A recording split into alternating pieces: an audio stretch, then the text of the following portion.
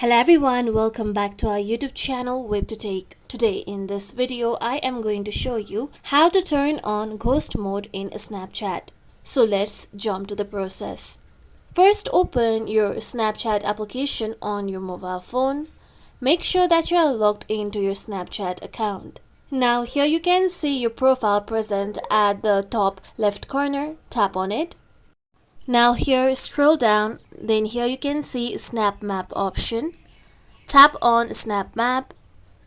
After this, here you can see Ghost Mode option. Before you turn on the Ghost Mode, you can select the particular persons with whom you don't want to share your location with. For this, you can choose your friends, or your friends accept some of the people, or only particular friends who cannot see your location. After this, tap on the toggle next to Ghost Mode. Then select the duration for your ghost mode.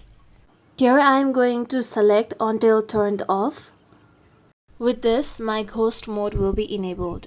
And this is how we can turn on ghost mode in Snapchat. Thank you for watching everyone. If you like this video, please like, share and comment, and don't forget to subscribe to our channel for more video.